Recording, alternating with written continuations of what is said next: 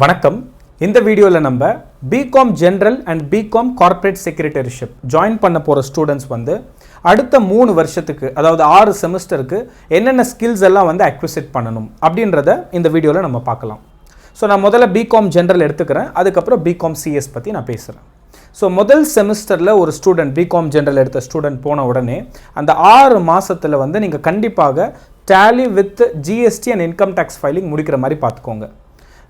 Tally with GST and income tax filing வந்து உங்களுக்கு கிட்டத்தட்ட 4லேருந்து 6 மாதம் ஆகும். Based on what you are preferred, weekend class போகிறீங்களா இல்லை வீக் டே போகிறீங்களான்னு இதை கண்டிப்பாக நீங்கள் ஆஃப்லைனில் தான் பண்ணணும். ஏதாவது உங்கள் வீட்டு பக்கத்தில் இருக்கிற கோச்சிங் இன்ஸ்டியூட்டில் போயிட்டு டேலி நீங்கள் கற்றுக்கோங்க.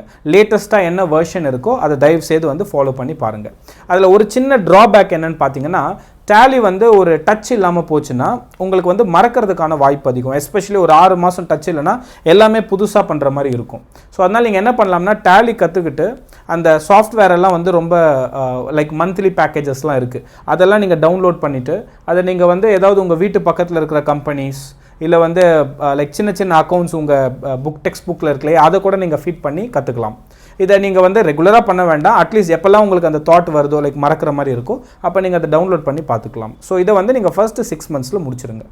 அதுக்கு அடுத்தது செகண்ட் செமஸ்டரில் என்ன பண்ணுறீங்கன்னா அட்வான்ஸ் எக்ஸல் வந்து நீங்கள் கற்றுக்கணும். இதை வந்து நீங்கள் வர்ச்சுவலாக கூட கற்றுக்கலாம். ஃபார் இன்ஸ்டன்ஸ் Udemy இருக்குது, கோர்சரா, இங்கெல்லாம் பார்த்தீங்கன்னா அட்வான்ஸ் எக்ஸல் இருக்குது.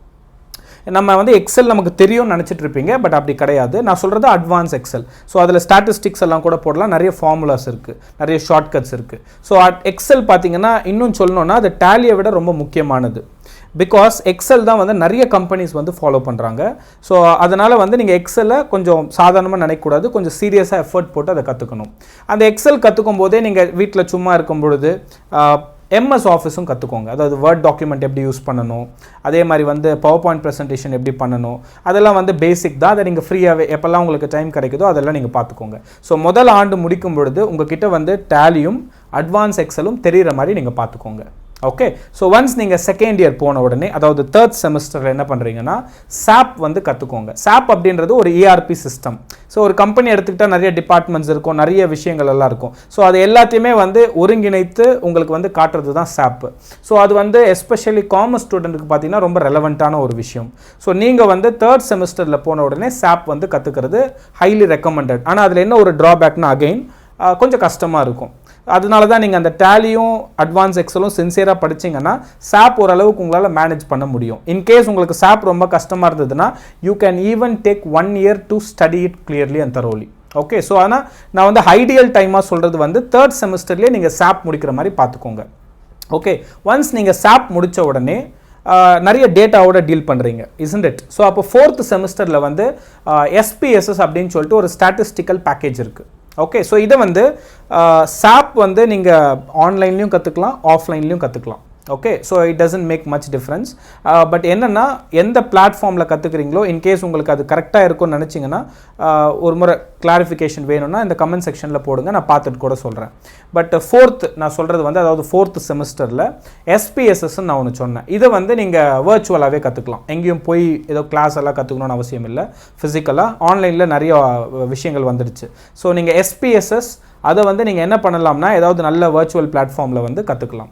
இப்போ SPSS அப்படின்றது வந்து ஒரு ஸ்டாட்டிஸ்டிக்கல் பேக்கேஜ். இது எதுக்கு நான் கற்றுக்கணும் அப்படின்னா, remember you are going to deal with lot of data, isn't it? ஒரு காமர்ஸ் ஸ்டூடெண்ட் அப்படின்னும் போது அந்த ஃபைனான்ஷியல் மாடலிங்னு நம்ம சொல்லுவோம்.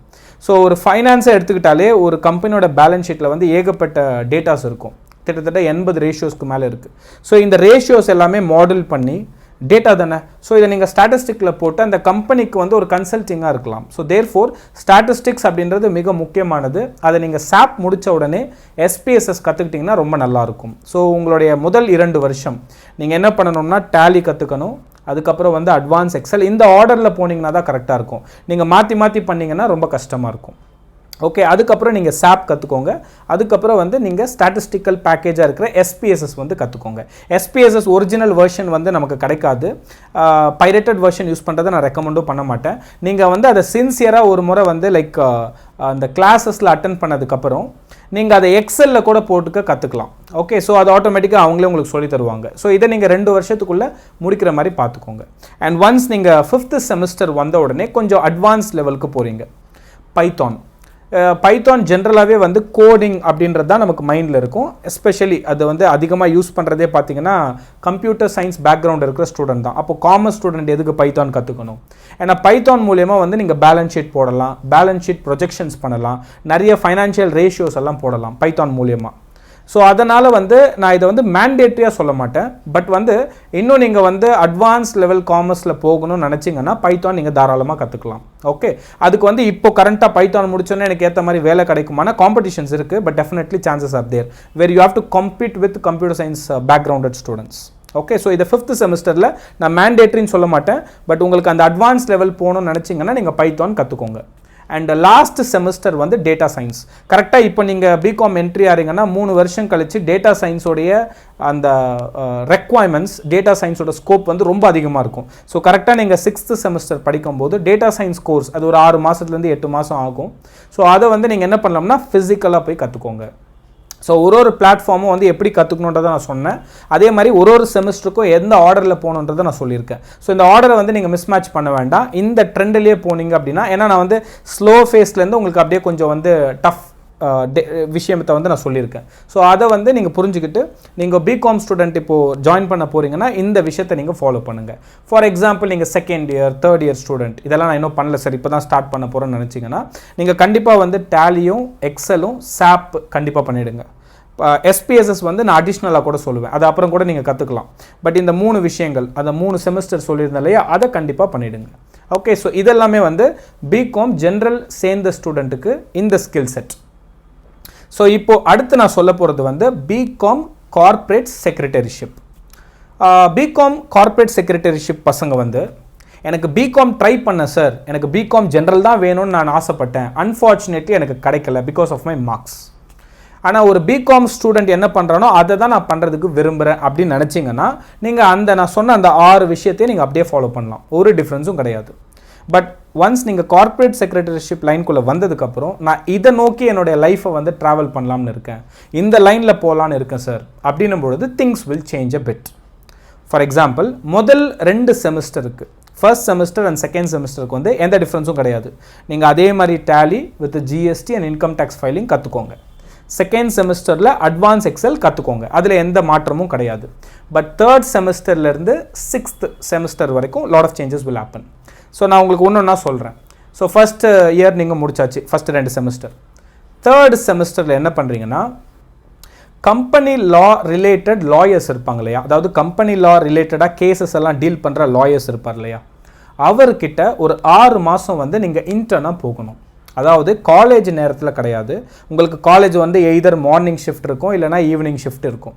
நீங்கள் மார்னிங் ஷிஃப்ட் அப்படின்னா ஒன்ஸ் காலேஜ் முடித்த உடனே லஞ்ச் எல்லாம் சாப்பிட்டுட்டு you please be an intern for a lawyer who is dealing with company லா. நிறைய லாயர்ஸ் இருக்காங்க. கம்பெனி லாவுக்கு வந்து ப்ராப்ளம் கிடையாது, ஈஸியாக வந்து உங்களுக்கு கிடைக்கலாம். உங்கள் வீட்டை சுற்றியே நிறைய லாயர்ஸ் இருப்பாங்க.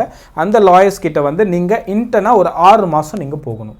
இல்லை அவங்க அலோவ் பண்ண மாட்டாங்க, அப்போ சர்ச் முடிஞ்ச அளவுக்கு சர்ச் பண்ணுங்கள். அப்படி யாருமே கிடைக்கல அப்படின்னா 1 மாதத்துக்கு தான் எடுக்கிறாங்க, 2 மாதத்துக்கு எடுக்கிறாங்க, இல்லை 3 மாதத்துக்கு எடுக்கிறாங்க அப்படின்னா அது கூட போங்க, not an issue.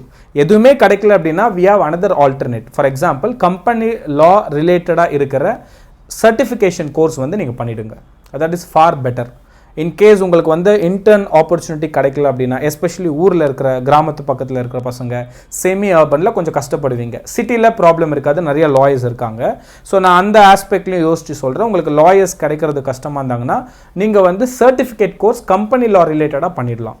But opportunity இருக்கும்போது கிவ் அ ட்ரை. எஸ்பெஷலி சிட்டியில் இருக்கிறவங்கலாம் நீங்கள் தேடினீங்கன்னா கண்டிப்பாக கிடைக்கும். ஸோ கம்பெனி லா ரிலேட்டடாக இருக்கிற லாயர் கிட்ட ஒரு 6 மாதம் இன்டர்ன் போங்க. ஸ்டைஃபண்ட் எல்லாம் எதிர்பார்க்காதீங்க. ஸ்டைஃபண்ட் கொடுத்தாங்கன்னா it's a good thing. But even if it is not the case, so நீங்கள் வந்து அக்செப்ட் பண்ணிக்கோங்க. You just learn things. Okay, so இது வந்து 3வது செமஸ்டரில் நீங்கள் பண்ணலாம். 4வது செமஸ்டரில் என்ன பண்ணலாம்னா IPR, இன்டெலெக்சுவல் ப்ராப்பர்ட்டி ரைட்ஸ் ரிலேட்டடாக இருக்கிற லாயர்ஸ். இப்போ ஃபார் எக்ஸாம்பிள் நீங்கள் கம்பெனி லா ரிலேட்டடாக ஒரு லாயர் கிட்ட போயிருக்கீங்களா, அவரே வந்து IPR இன்டெலெக்சுவல் ப்ராப்பர்ட்டி ரைட்ஸும் பார்க்காருன்னா அவர்கிட்டே நீங்கள் கண்டினியூ பண்ணலாம். சப்போஸ் அவருக்கு அந்த ஸ்பெஷலைசேஷன் இல்லைன்னா நீங்கள் என்ன பண்ணலாம், you should move and search for another lawyer. So 4th semester வரும்பொழுது இன்டெலெக்சுவல் ப்ராப்பர்ட்டி ரைட்ஸ் ரிலேட்டடாக கேசஸ் டீல் பண்ணுற லாயர் கிட்ட போய் இன்னொரு 6 மாதம் நீங்கள் இன்டர்னாக இருக்கணும்.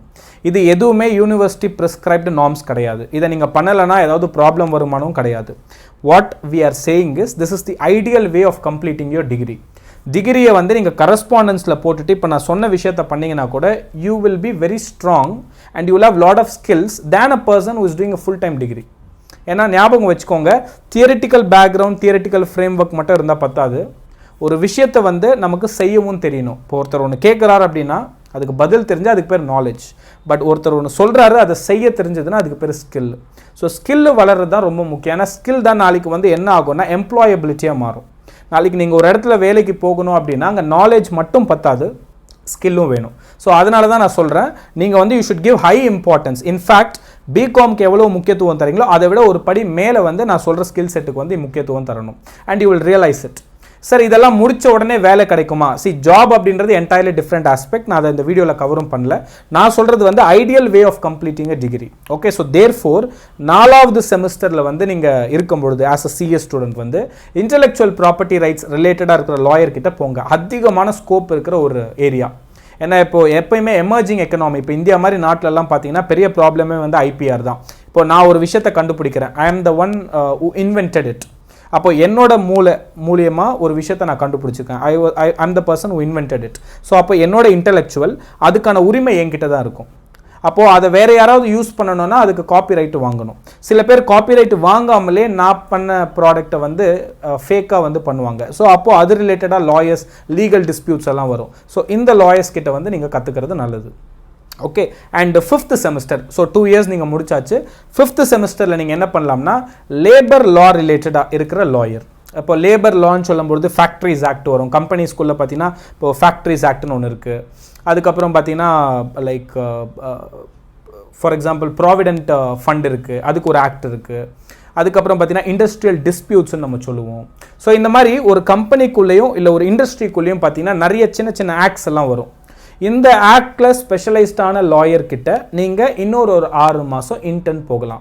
ஏன்னா சார் கார்ப்பரேட் செக்ரட்டரிஷிப்னு சொல்லிட்டு ஃபுல்லாக லீகலாகவே சொல்கிறீங்க அப்படின்னா நல்லா யோசிச்சு பாருங்கள். கார்ப்பரேட் செக்ரட்டரிஷிப் அப்படின்றது கம்பெனியோட செக்ரட்டரியை பேஸ் பண்ணி. ஸோ ஒரு கம்பெனி செக்ரட்டரி அப்படின்றவர் வந்து ஒரு liaison. That means he is an intermediary between the management and the public and also he represents the employees. இல்லைனா எம்ப்ளாயிக்கு மேனேஜ்மெண்ட்டுக்கும் நடுவுலையும் லைசன் ஒரு இன்டர்மீடியேட் மாதிரி இருப்பார். ஸோ அதனால் ஒரு கம்பெனி எடுத்துக்கிட்டிங்கன்னா அந்த கம்பெனியில் வர சில லீகல் டிஸ்பியூட்ஸ் எல்லாம் ஒரு கம்பெனி லா மூலியமாக வரலாம். இல்லை ஒரு கம்பெனியை வந்து ஷேர் கொடுக்க போகுது, அப்போது கம்பெனி லா, அதுதான் நான் உங்களுக்கு 3rd செமஸ்டரில் சொல்லியிருந்தேன். கம்பெனி லா டீல் பண்ணுற ஒரு லாயர் கிட்ட. அதே மாதிரி ஒரு கம்பெனி ஒரு விஷயத்தை இன்வென்ட் பண்ணுறாங்க, இதுக்குள்ளே டிஸ்பியூட்ஸ் வரும் இல்லையா? ஸோ அப்போ அதுக்கு கம்பெனி செக்ரட்டரியாக உங்களோட ரோல் என்னவாக இருக்கும் அப்படின்னா அந்த இன்டெலெக்சுவல் ப்ராப்பர்ட்டியை பற்றி தெரிஞ்சிருக்கணும். ஸோ அதனால தான் நான் என்ன சொல்கிறேன்னா இந்த கம்பெனியை சுற்றி இருக்கிற லீகல் சிஸ்டம், அதாவது இந்த லாயர்ஸ் அவங்களோட ஸ்கில் செட் எல்லாத்தையுமே நீங்கள் கொஞ்சம் க்ளோஸாக பார்த்தீங்க அப்படின்னா you will understand things better. Okay, so 5th செமஸ்டரில் வந்து what I am suggesting is labour ரிலேட்டடாக இருக்கிற லாஸ் நிறைய இருக்குது.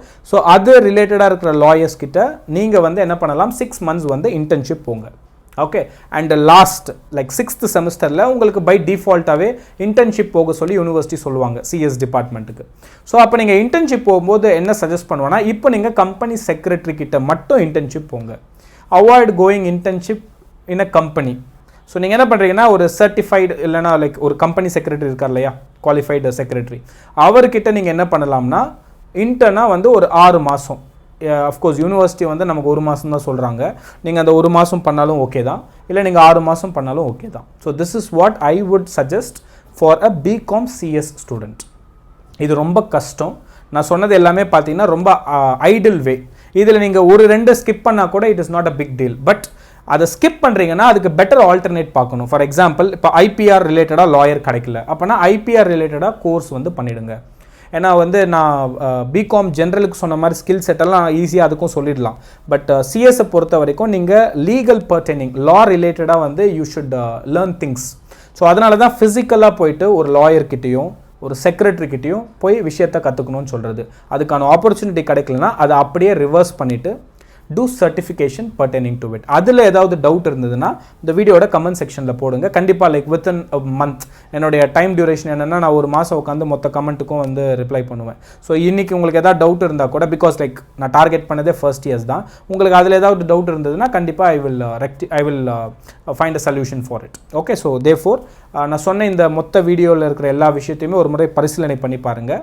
அதே மாதிரி உங்கள் டைம் பிளானர் வந்து ஒன்று போட்டு வச்சுக்கோங்க, பண்ணிவிட்டு and do your BCom in the most optimal way, and I wish you all the best. See you in the next video. Thank you.